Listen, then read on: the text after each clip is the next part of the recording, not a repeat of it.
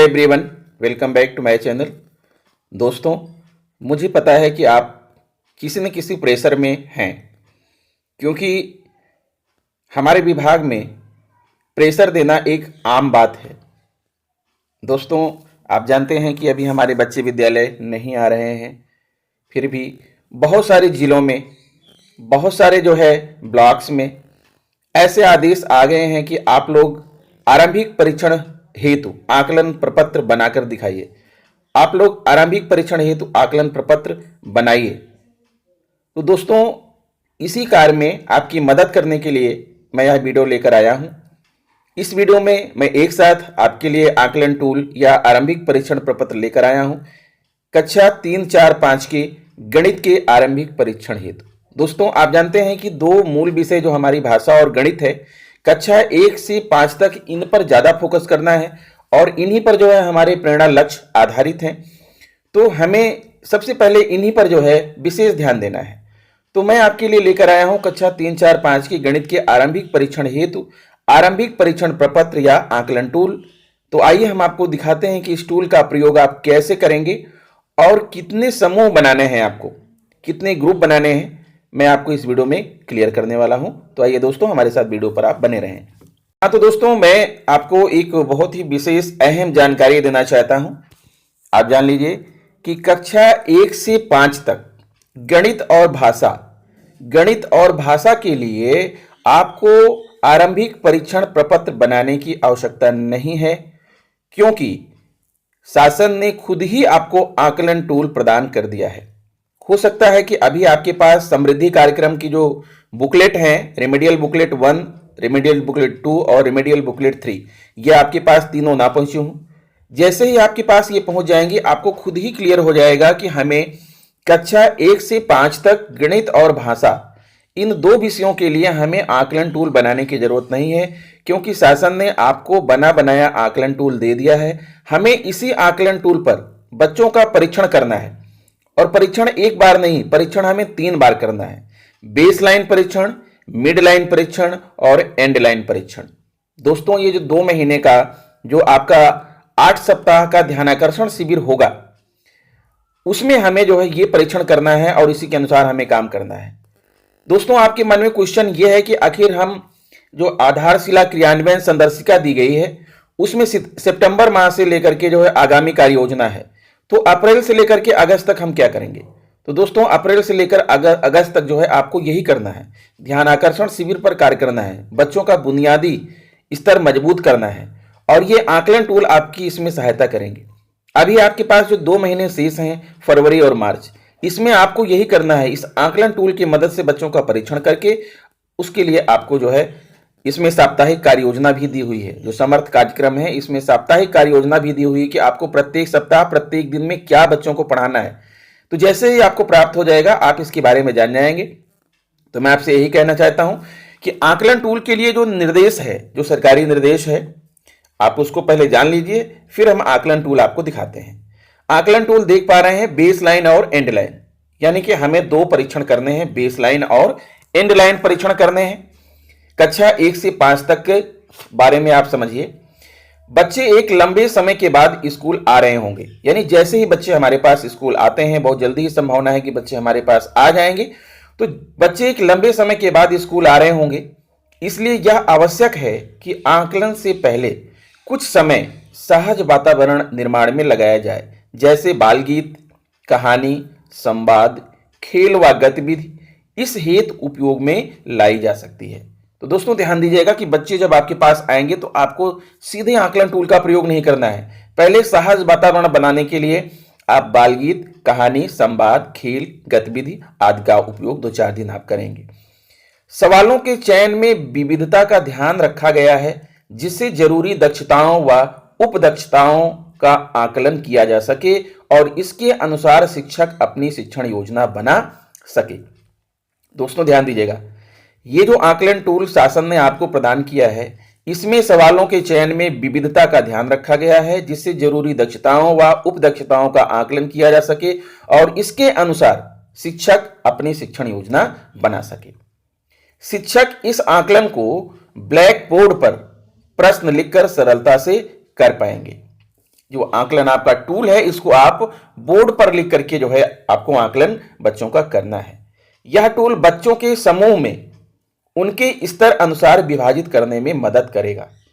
ठीक है दोस्तों, तो देखिए यहां पर ये जो टूल दिए गए हैं वो उसके 3 स्तर हैं, यही आपको समझने की आवश्यकता है दोस्तों। ये जो टूल हैं 3 स्तर के हैं, स्तर 1, स्तर 2, स्तर 3, अर्थात 3 आरंभिक परीक्षण प्रपत्र मैं आपके लिए लेकर आया हूं, स्तर 1 का, स्तर 2 का और स्तर 3 का। स्तर 1 में कुल 5 प्रश्न हैं, स्तर 2 में कुल 5 प्रश्न हैं और स्तर 3 में भी कुल 5 प्रश्न हैं, यानी 3 स्तर के यहां पर प्रश्न हैं। ठीक है, अब देखिए कक्षावार टूल का उपयोग कैसे करना है। आप ध्यान दीजिए, कक्षा 1 और 2 बेसलाइन आकलन नहीं किया जाएगा। ध्यान दीजिए दोस्तों, जैसे ही बच्चे कक्षा 1 2 में हमारे पास आते हैं तो हम उनका जो आरंभिक आकलन है कक्षा 1 2 का हम नहीं करेंगे, ध्यान दीजिएगा, लेकिन एंड लाइन आकलन किया जाएगा। अब क्वेश्चन यह है कि एंड लाइन आकलन के लिए कौन सा टूल इस्तेमाल करेंगे।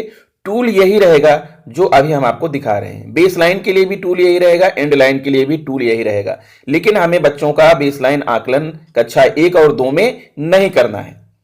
कक्षा 3 और 4 में बच्चे स्तर 1 और स्तर 2 के सभी प्रश्नों को करेंगे, यानी पेपर 1 और पेपर 2। आप यूं समझ लीजिए, मैं 3 पेपर आपके लिए लाया हूं, तो कक्षा 3 और 4 के बच्चों को आप स्तर 1 और स्तर 2 के सभी प्रश्नों को करेंगे, यानी कुल 10 प्रश्न हैं, 5-5 प्रश्न, तो कक्षा 3 और 4 के बच्चों को आप 10 प्रश्न करने को देंगे। कक्षा में अधिकतम 2 समूह बनाए जाएंगे। ठीक है, कक्षा 3 और 4 में कितने समूह बनेंगे, 2 समूह। इसी तरह कक्षा 5 बच्चे स्तर 1 2 और 3 के सभी प्रश्नों को करेंगे, तीनों पेपर हल करेंगे कक्षा 5 वाले बच्चे, और कक्षा 5 में अधिकतम 3 समूह बनाए जाएंगे। ठीक है, ध्यान दे लीजिए दोस्तों, कक्षा 4 में 3 और 4 में 2 समूह और कक्षा 5 में 3 समूह। अब कक्षा 1 और 2 में कितने समूह, कक्षा 1 और 2 में एक ही समूह रहेगा, उसमें कोई समूह हम अलग नहीं करेंगे, क्योंकि हमको उनको बेसलाइन परीक्षण करना ही नहीं है।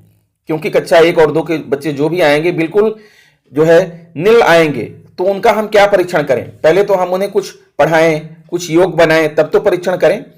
ठीक है, अब आगे बढ़ते हैं। किसी भी प्रश्न में अंक नहीं दिए जाएंगे। ध्यान दीजिएगा दोस्तों, शिक्षक ए या बी कोड उत्तर के अनुसार देंगे। ए का मतलब दक्षता प्राप्त है और बी का मतलब दक्षता प्राप्त नहीं है। और ये आप कोड कहां देंगे, इसके लिए भी आकलन प्रपत्र दिया गया है। ये जो आपका समृद्धि कार्यक्रम पुस्तिका है, इसमें आकलन प्रपत्र दिया गया है, उसमें बच्चे के नाम के नीचे ए और बी लिखेंगे। ए का मतलब दक्षता प्राप्त है, बी का मतलब दक्षता प्राप्त नहीं है। स्तर के सभी प्रश्न के सही उत्तर दिए जाने पर ही किसी बच्चे का उस स्तर को पूरा किया जाना माना जाएगा। अगर कक्षा 3 और 4 के बच्चे जो है का आकलन आप कर रहे हैं, कक्षा 3 और 4 के बच्चे स्तर 1 के सभी प्रश्न हल कर लिए, तब माना जाएगा कि हाँ वो स्तर 1 कंप्लीट है उनका, और स्तर 2 के सभी प्रश्न हल कर लिए तभी माना जाएगा कि हाँ स्तर 2 को कंप्लीट उन्होंने कर लिया, उन्होंने पूरा कर लिया।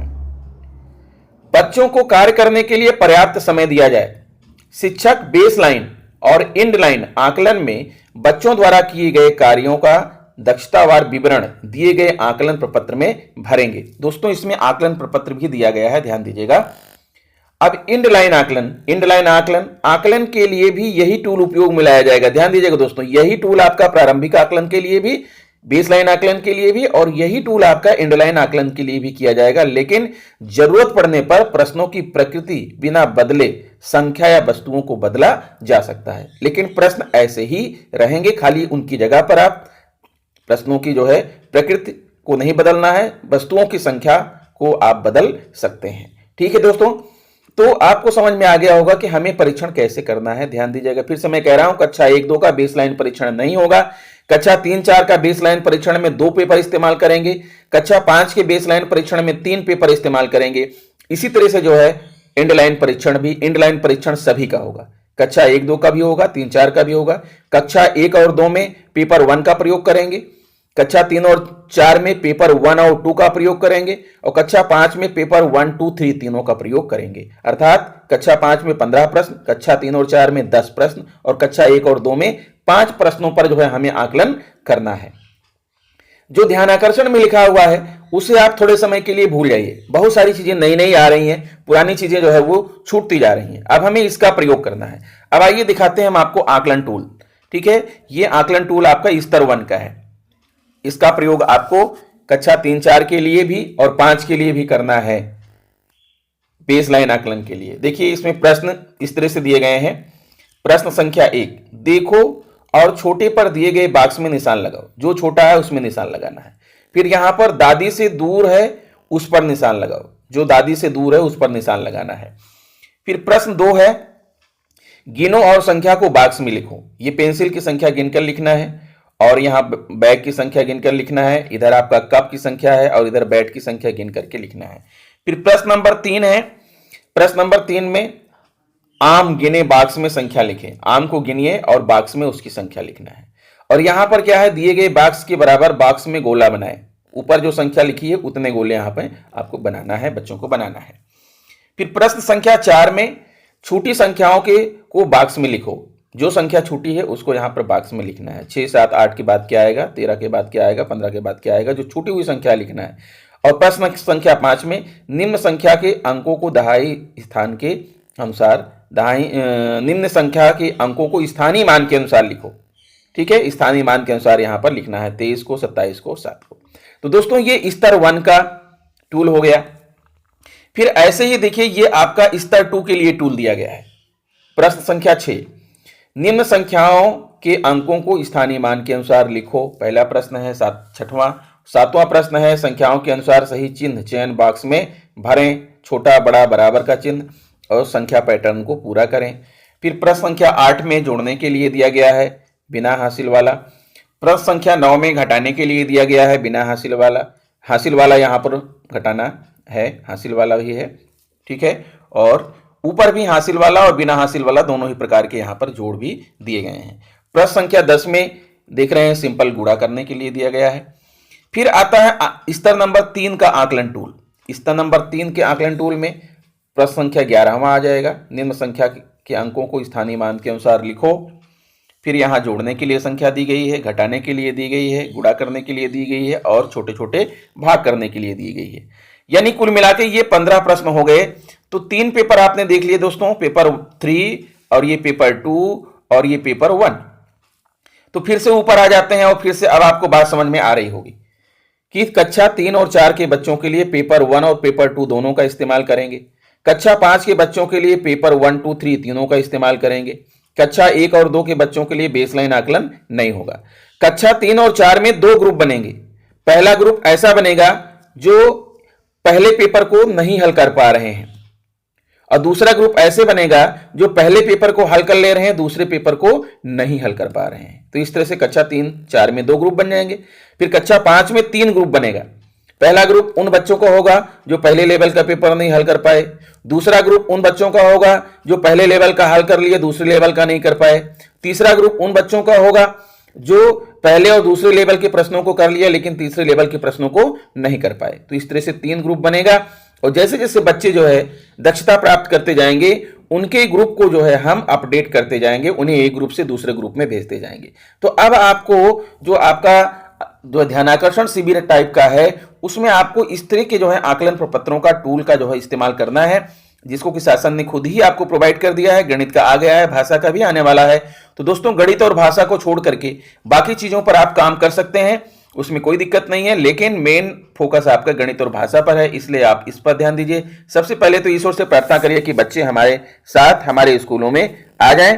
तो दोस्तों इसके पीडीएफ की लिंक मैं वीडियो को डिस्क्रिप्शन में दे दूंगा, आप वहां से इसको डाउनलोड कर लीजिएगा। आशा करता हूं वीडियो आपके लिए सहायक सिद्ध होगा। अगर वीडियो अच्छा लगा है तो प्लीज मेरे चैनल को सब्सक्राइब कर लीजिए, बेल आइकन को प्रेस कर दीजिए। मिलता हूं आपसे नेक्स्ट वीडियो में। अगर कोई कंफ्यूजन हो तो आप कमेंट बॉक्स में लिखिएगा, मैं उसको रिप्लाई करूंगा। नमस्कार।